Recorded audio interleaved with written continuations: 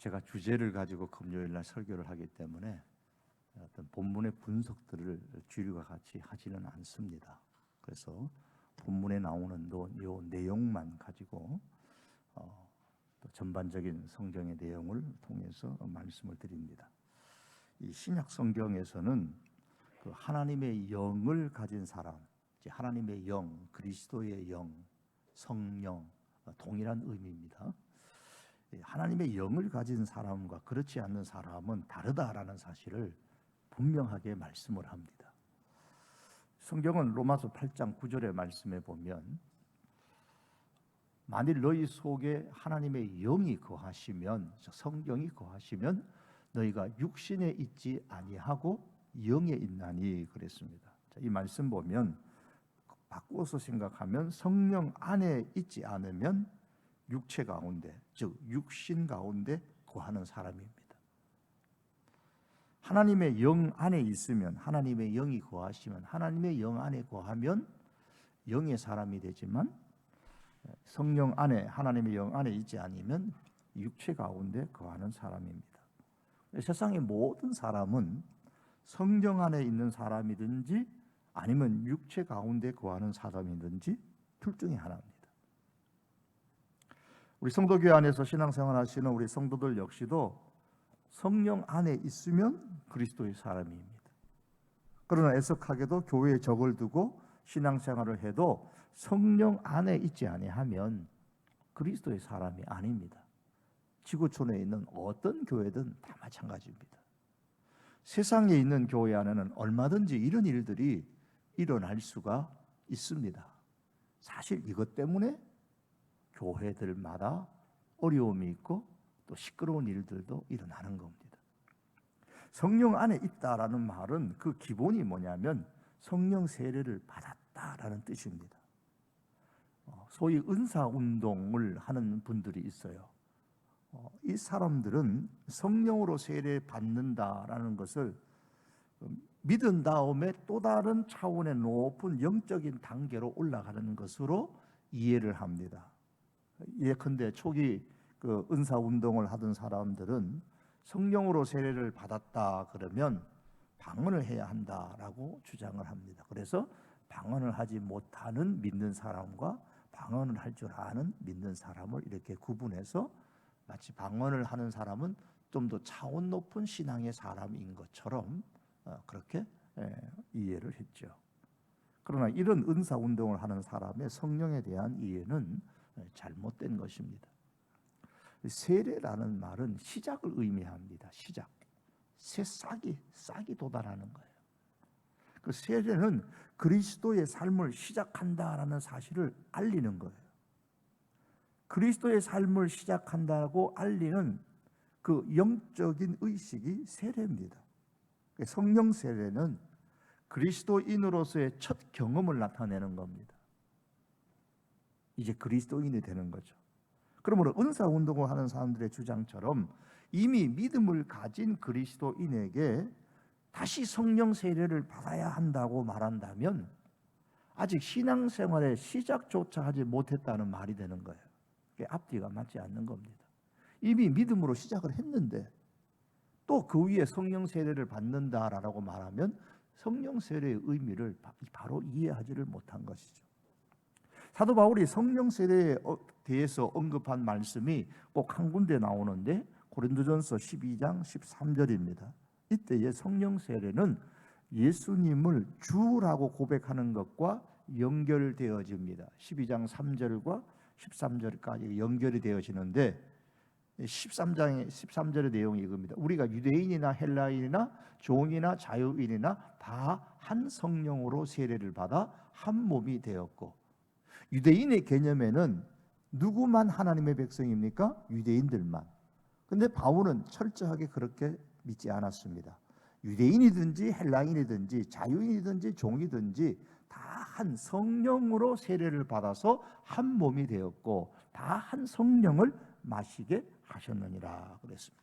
한 몸이 되었고 한 몸, 이 한 몸은 문맥을 보시면은 그리스도의 몸이에요. 그리스도의 몸에 참여하기 시작한 것은 성령으로 세례를 받음으로서이다 라고 그렇게 성경이 말씀합니다. 그러므로 성령으로 혹은 성령 안에서 세례를 받는다라는 말은 성령을 받는다라는 말의 다른 표현에 불과한 것입니다.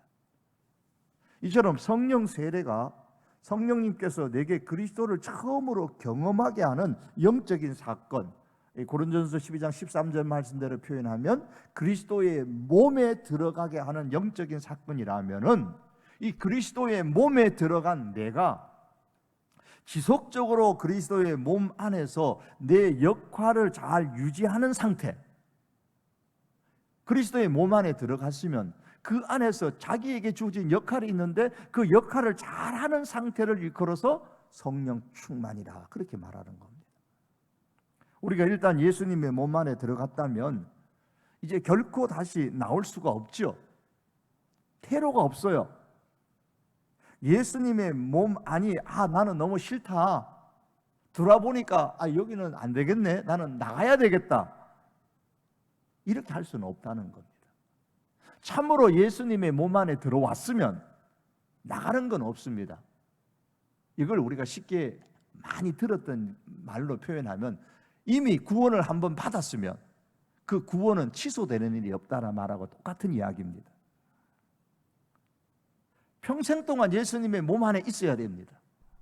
그런데 예수님의 몸 안에 있으면서 두 가지 현상이 일어날 수가 있어요. 여러분, 한평생 살아가면서 늘 건강만 한가요? 아니죠. 아플 때도 있잖아요. 이것처럼 예수님의 몸 안에 들어가 있기는 한데 자기에게 주어진 역할을 제대로 감당하지 못한 채 폐만 끼치는 상태고 있을 수가 있습니다. 자신의 역할을 제대로 감당하지 못하는 이유는 다양하죠. 어쨌든 자신의 역할을 감당하지 못한 채 자기 역할을 감당해야 되는데 감당하지 못하니 그 몸 안에 있으면서도 폐를 끼치는 거예요. 이러한 신앙생활은 오늘 말씀의 제목처럼 반쪽짜리 신앙생활을 하는 거예요. 그건 성령 충만한 게 아니라 그 말입니다. 반쪽짜리 신앙생활이라도 하니까 괜찮네, 그렇게 생각하지 마십시오. 여기서 반쪽짜리 신앙생활 한다는 말은 다른 말로 하면 껍데기 신앙생활 한다는 거예요. 또 다른 하나의 현상은 예수님 몸 안에 들어와 주어진 나의 역할을 잘 감당해서 그 결과 예수님의 그 몸이 예수님이잖아요. 그 예수님에게 유익을 끼치고 또 예수님의 몸 안에 들어온 다른 사람들도 있잖아요. 다른 지체들도 있으니 그 다른 지체들에게도 유익을 끼치는 상태로 계속 예수님의 몸 안에 머물러 있을 수도 있죠. 이런 상태는 성령 충만한 상태라고 말하는 겁니다. 그런데 예수님의 몸 안에서 예수님의 몸과 예수님의 몸에 다른 지체에 유익을 주는 것을 일평생 딱 한 번만 하면 될까요? 아니잖아요. 일평생 살아가면서 예수님 믿고 예수님의 몸 안에 들어간 다음에 딱 한 번만 유익을 주는 그런 신앙의 삶을 살면 안 되잖아요. 단 한 번만이 아니라 계속 그렇게 살아야 되는 겁니다. 계속 그렇게 유익을 주면 계속 내게 주어진 역할을 잘해야 되는 겁니다. 따라서 계속 내게 주어진 역할을 잘 하려면 계속 어떻게 해요? 하나님의 영의 지배를 받고 있어야 됩니다. 누가? 내가 말입니다. 그리스도의 몸 안에 들어가 있어서 계속 하나님의 영의 지배를 받으면서 살아가야 되는 겁니다. 이렇게 하나님의 영, 즉 성령의 지배를 계속 받는 것을 일컬어서 성령 충만하다, 그렇게 말하는 겁니다. 오늘 본문의 에베소서 5장 18절이 성령으로 충만하라 그랬습니다. 성령으로 충만하라. 성령으로 충만함을 받으라. 이 말의 본래 의미는 계속해서 성령으로 충만하라, 계속해서 성령의 지배를 받으며 살아라, 계속해서 성령의 지배를 받는 상태에 머물러 있으라라는 뜻입니다. 요컨대 성령 세례라는 것은 성령, 즉 하나님의 영으로 말미암아 그리스도인의 생활을 처음 시작하는 거예요. 예수님의 사람, 그리스도의 몸 안에 들어간 사람이 된 거예요. 이런 그리스도인의 생활을 성령의 지배를 통하여 계속 잘하고 있는 그런 상태, 그걸 성령 충만이라고 합니다. 자, 이렇게 성령 충만한 상태를 계속 유지하려면 어떻게 해야 된다고요? 계속 하나님의 영의 지배를 내가 받아야 되는 겁니다. 그러므로 성령 충만하다고 말할 때는 그 의미가 분명합니다. 한 개인이 하나님의 영에 늘 지배를 받는다라는 것을 의미합니다. 우리 성도교회가 성령에 충만하다 그러면 하나님의 영의 지배를 받는 성도들이 가득하다는 것을 의미하는 거예요. 성령으로 말미암아 한 개인, 그러니까 우리의 지, 정, 의가 강력하게 지배를 받을 때에 우리는 성령 충만이라 그래요. 따라서 성령 충만 그러면 성령님께서 내 인격, 즉 나의 지정의, 지성과 감성과 의지를 계속해서 지배하는 영적인 상태를 말하는 겁니다. 여러분, 맑고 신선한 공기가 이 폐에 가득 차면 그 혈관을 타고 그 신선한 공기가 이제 모든 몸에 공급이 되어집니다. 그래서 온몸에 활력이 생기는 거예요. 그래서 우리가 공기 좋은 산을 가든가 공기 좋은 곳에 가면 맑은 공기를 쐬면 머리도 맑아지게 되고 그 신선한 공기, 맑은 공기가 핏줄을 통해서 온몸에 전달되기 때문에 우리가 힘이 나는 겁니다. 그 반대로 이 폐에 공기가 아주 조금밖에 없으면 공급될 수가 없잖아요. 거기다가 나쁜 공기가 들어가면 더 심각하고, 건강한 신앙생활, 활력 있는 생활을 하기가 어렵습니다. 그래서 공기를 폐에, 특히 신선한 공기가 폐에 가득 차는 것은 대단히 중요한 겁니다. 우리 신앙생활이 그렇습니다. 계속 그리스도인의 생활을 잘 하려면, 즉 영적인 활력이 넘치는 그런 생활을 하려면 계속해서 성령의 지배를 강력하게 받아야 됩니다. 성령의 지배를 강하게 받는다, 마치 이것은 폐에 신선한 공기가 가득 차는 것처럼 내 심령에 성령이 가득해야 합니다. 이걸 성령의 지배를 받는다는 말로 표현을 한 거예요.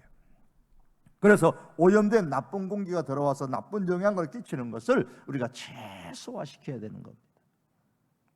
만일 어떤 계기로 말미암아서 성령의 지배를 아주 약하게 받기 시작하면, 예를 들면 우리 코로나처럼 이런 어려움이 계속되니까 경제도 무너지고 뭐 교회도 잘 못 나오고 뭐 인터넷으로 예배를 드려야 되고 막 이런 생활이 계속 지저는 속에서 성령의 지배를 아주 약하게 받기 시작하게 되면 신선한 공기가 폐에 조금 들어와 가지고 활력 넘치는 건강한 생활을 하지 못하는 것과 같은 겁니다. 즉 계속 그리스도인으로서의 생활을 잘 하지 못하게 되는 겁니다. 신앙생활에서 아래로 많이 이제 추락하는 거죠. 몸 밖으로 나가는 건 아니에요. 그러나 신앙생활에서 많이 추락하게 됩니다. 그러면 그리스도의 몸과 몸의 다른 지체에 폐해를 끼치는, 나가는 것은 아니지만 폐해를 끼치는 그리스도인으로서 살게 되는 겁니다.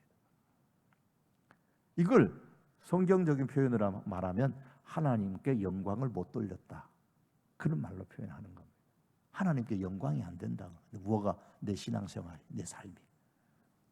이처럼 성경은 영적인 활력이 넘치는 삶을 살려면 성령의 지배를 한 번이 아니라 계속해서 계속 강력하게 받으라고 말씀합니다. 왜 계속해서 받아야 된다고요? 쉽게 생각해서 내 폐에 신선한 공기가 한 번만 들어오면 되나요? 아니잖아요. 계속해서 들어와야 내가 계속 건강한 상태에 있잖아요. 똑같아요. 계속해서 성령의 지배를 내가 받아야 건강한 신앙생활, 몸에 유익한, 다른 지체에도 유익한, 교회 공동체에도 유익한 그런 신앙생활을 할 수가 있는 겁니다. 봄에 부는 산들바람에 나뭇잎이 흔들립니다. 그러나 나뭇가지는 흔들리지 않고 그 산들바람에 나무가 부러져 쓰러졌다는 것은 상상할 수도 없어요. 그런 얘기는 한 번도 들어본 적이 없습니다. 하지만 한여름에 몰아치는 이 강한 태풍이라면, 이 여름과 가을 사이에 우리나라에서 몰아닥치는 그런 강한 태풍이라면 상황은 달라집니다.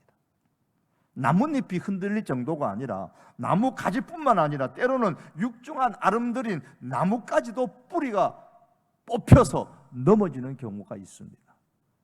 봄에 부는 산들바람에 큰 나무는 지배를 당하지 않습니다.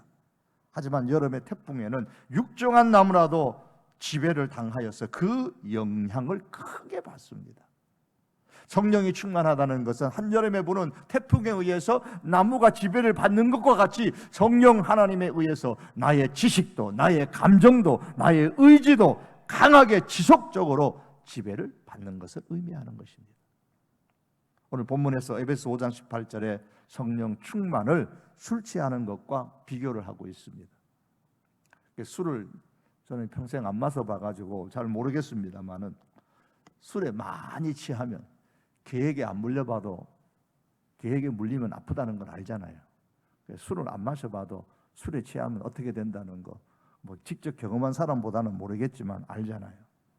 술에 많이 취하면 술이 내 이성과 감정과 의지를 모두 지배해버립니다.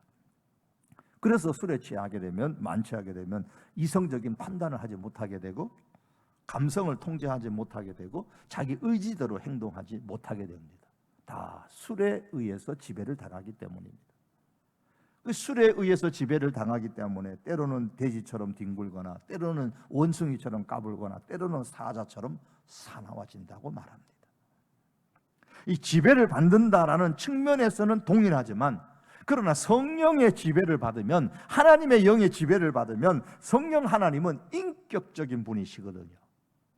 그렇기 때문에 인격적인 분의 지배를 받으면 그대로 우리가 그 성령이 우리의 이성을 지배하면 질서를, 우리의 삶의 질서를 잃지 않습니다. 더 올바른 질서를 세워가며 살게 돼요.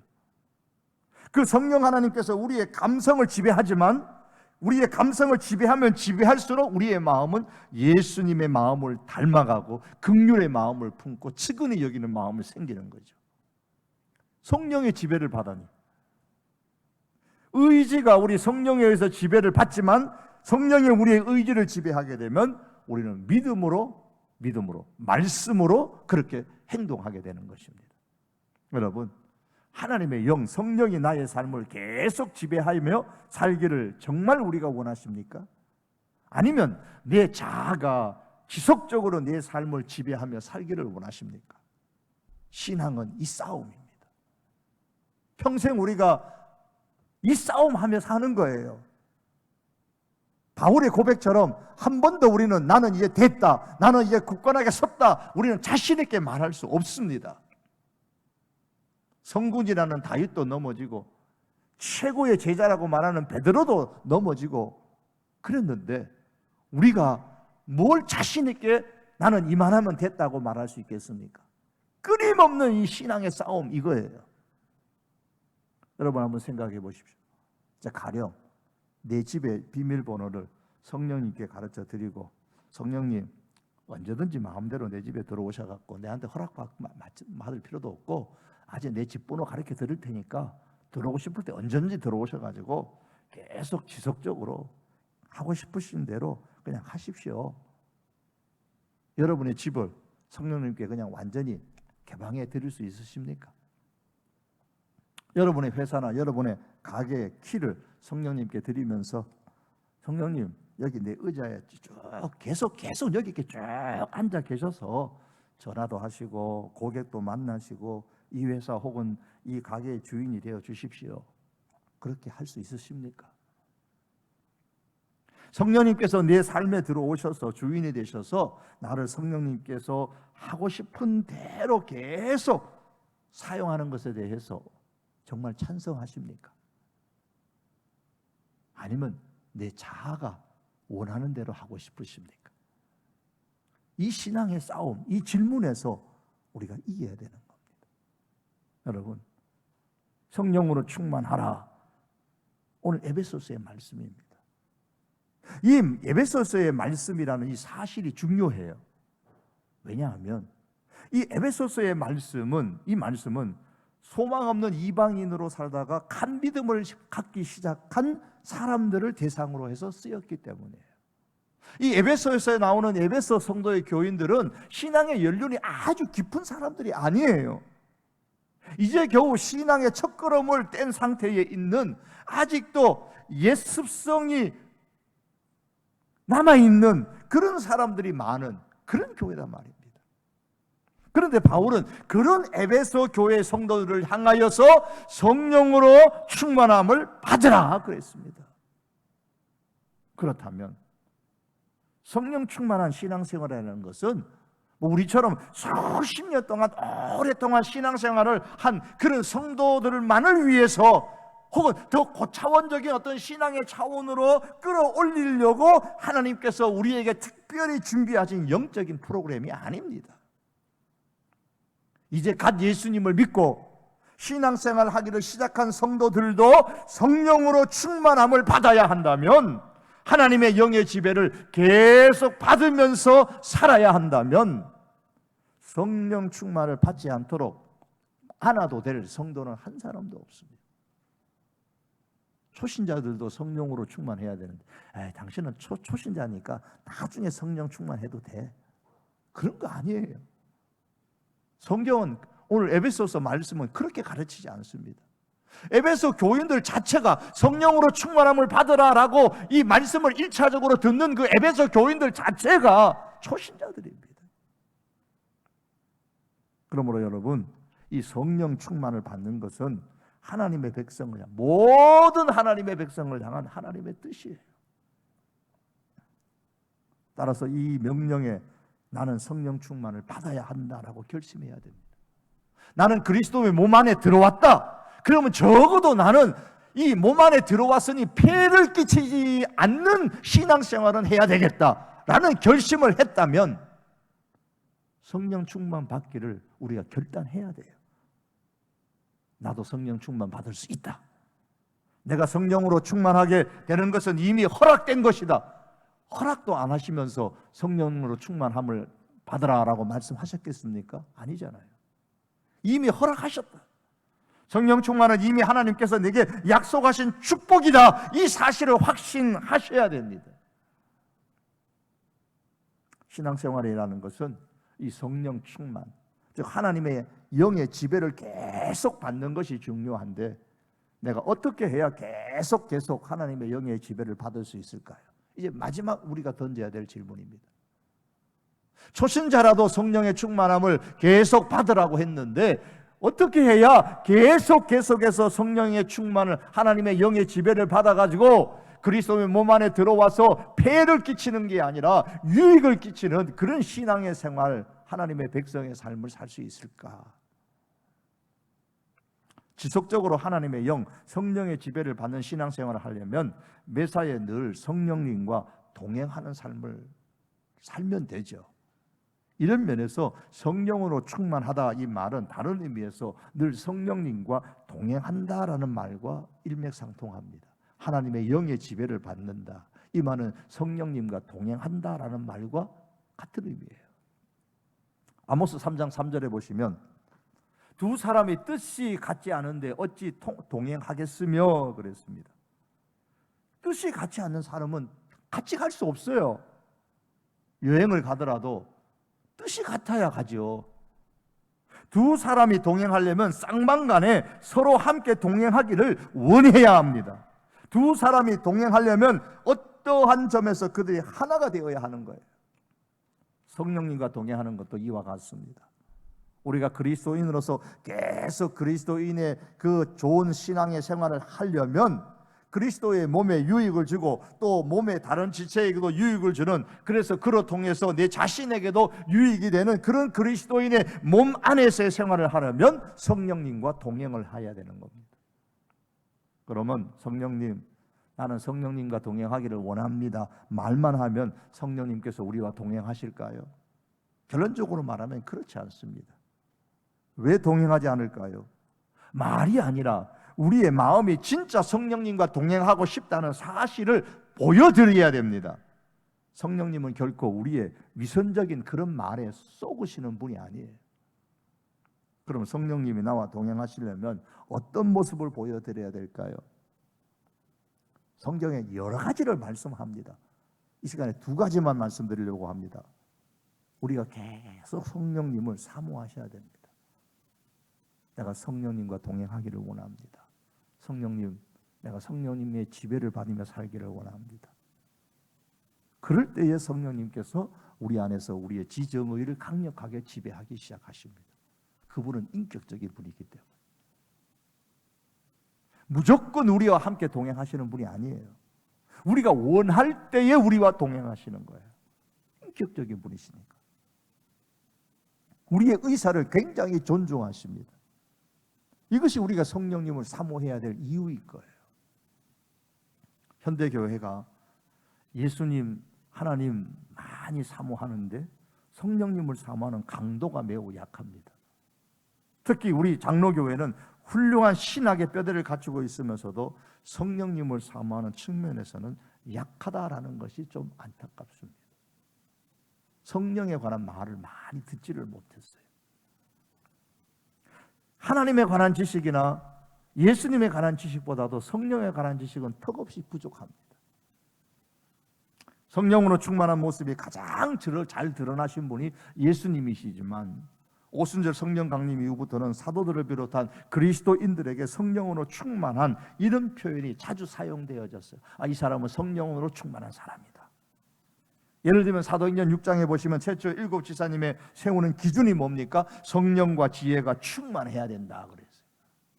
성령에 충만한 사람이어야 교회의 일꾼이 될 수 있다 그랬습니다. 그들 가운데 특별히 스데반 지사님을 믿음과 성령이 충만한 사람이다 그렇게 표현을 했습니다. 또한 바울과 최초로 선교 여행을 떠났던 바나바를 설명할 때도 바나바는 착한 사람이요 성령과 믿음이 충만한 자라 그랬어요. 이를 볼 때 모든 그리스도인들은 신앙의 횟수와 상관없이 예수님처럼 스데반처럼 바나바처럼 초대교회 7 지사님처럼 성령으로 충만한 사람이 되어야 됩니다. 사랑하는 성도 여러분, 우리 신앙의 선배들처럼 참으로 성령으로 충만하기를 원한다면 우리 역시도 성령께서 나를 강력하게 지배해달라고 우리가 성령님을 늘 사모하시기를 바랍니다. 사모했어요. 두 번째, 성령님이 내 안에 계셔서 역사하려고 하는데 들어오셔서 내 안이 더러워요. 그러면 성령이 나와 동행하지 않으십니다. 내 안이 깨끗해야 됩니다. 왜냐하면 성령님은 거룩한 영이시거든요. 깨끗한 영이십니다. 그렇기 때문에 더러운 것을 싫어하십니다. 만일 내가 깨끗하지 못한 길을 간다면 성령은 우리와 그 길에서 벗어날 때까지, 우리가 그 더러운 길에서 벗어날 때까지 우리와 동행하는 것을 보류하십니다. 성경은 갈라디아 5장 17절에서 육체의 소욕은 성령을 거스르고 성령은 육체를 거스리나니 이 둘이 서로 대적함으로 대적한다 그랬어요. 왜? 육체의 소욕하고 성령의 육체, 이 성령은 육체의 소욕, 성령의 그 의지, 이거는 서로 맞지가 않아요. 같이 동행할 수가 없어요. 그런데 우리 안에 더러운 것, 육체의 소욕이 가득한다면, 우리가 육체의 소욕과 동행하는 삶을 산다면 성령님은 육체의 소욕과 대적하기 때문에 같이 동행이 안 되는 겁니다. 따라서 우리는 하나님의 영의 지배를 받지 못한 채에 육체의 소욕의 지배를 받으며 살아가는 겁니다. 그런 상태에 있으면서도 나는 정기적으로 교회에 가서 예배를 드린다라는 것만 생각하고 나의 신앙 전선은 안전하다 그렇게 여긴다면 이건 반쪽짜리 신앙생활을 하는 거예요. 대단히 위험한 신앙생활입니다. 만일 내가 성령님을 사모하지 않는다면, 만일 내 자아가 육체의 것으로 채워져서 깨끗하지 않다면, 더럽다면 성령님은 우리와 나와 동행하지 아니하십니다. 따라서 우리는 하나님의 영의 지배를 받을 수도 없고 그 순간부터 나는 예수님의 몸에, 그리스도의 몸의 다른 지체에 폐를 끼치는 신앙생활을 하게 되는 겁니다. 반쪽짜리 신앙생활이에요.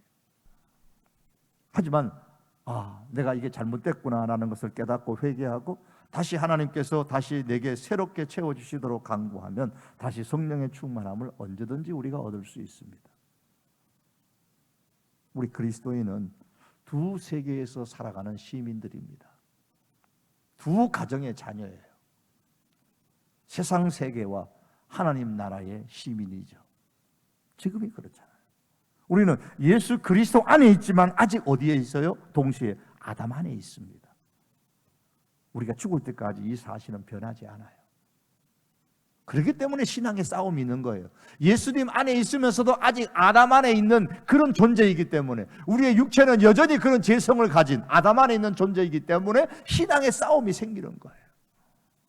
우리의 구원이 완성되고 우리를 괴롭히고 우리의 존재의 뿌리 깊은 곳까지 뻗어있는 이 악으로부터 영원히 건짐을 받는 그 마지막 날에 우리는 하나님의 영으로 정말 충만을 받게 될 것입니다. 그때까지는 악으로부터 완전히 자유로울 수는 없습니다.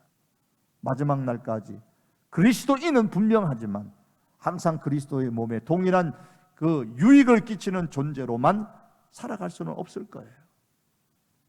그러므로 여러분, 비록 지금 그리스도의 몸에 들어가 몸과 몸의 다른 지체에게 유익을 주는 성령으로 충만한 상태에 있다고 할지라도 결코 이해만 하면 되었다고 자만하지 말아야 되고, 혹 지금 내가 폐를 끼치고 있다면 이 폐를 끼치는 것을 버리고 결단하고 회개하고 돌이켜서 이제는 폐가 아니라 유익을 끼치는 주는 사람이 될 것이다, 우리가 결단하고 행동해야 됩니다. 우리는 사도 바울처럼 내가 이미 얻었다 함도 아니요 온전히 이루었다 함도 아니라 표대를 향하여 그리스도 예수 안에서 하나님이 위에서 부르신 부름의 상을 위하여 쫓아가노라 라는 이 고백이 우리의 고백이 되어야 되는 겁니다. 우리 끊임없는 신앙의 싸움이에요. 알프스의 어느 산봉우리를 올라가는 길에 어느 한 묘비에 이런 글이 새겨져 있다고 합니다. 산에 오르다 잠들다. 등산가들이 산에 올라가서 많이 죽잖아요. 얼마 전에도 그런 일이 있었죠. 안타까운 일이 한국 사람 중에. 산에 오르다 잠들다. 여러분, 우리가 그렇습니다. 우리는 예수 그리스도의 영으로 완전히 충만하게 되는 그 산봉우리 정상에 결국은 올라가게 될 겁니다. 결국은 올라가요. 그러므로 성령 세례를 받고 그리스도의 몸 안에 들어온 것으로 다 되었다고 여기는 그런 반쪽 신앙생활, 껍데기 신앙생활, 우리는 그 지향하고 그리스도의 몸 안에서 내게 주어진 역할을 성령의 지배하심을 통해서 잘 감당하십시다. 이 신앙의 싸움을 끊임없이 하십시다. 이것을 목표로 삼고, 저 마지막 산봉우리에 올라가는 것을 목표로 삼고 하나님의 영의 지배를 받으면서 부지런히 이 믿음의 산을 계속 올라가십시다. 그러다가 우리가 어떻게 돼요? 잠드는 거예요. 계속 믿음의 산을 올라가다가 잠들게 돼요. 그러면 그 순간 우리는 산봉우리에 올라가는 겁니다.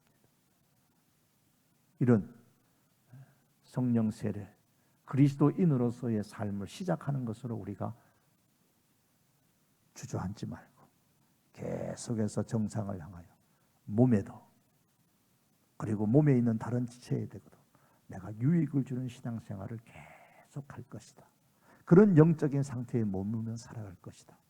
이런 성령 충만한 하나님의 사람으로 살기로 결단하고 우리가 사모하고 우리 자신을 깨끗이 하는 데 힘쓰며 살아갈 수 있는 우리 하나님의 사람들 되시기를 주님의 이름으로 축복합니다. 기도하시겠습니다.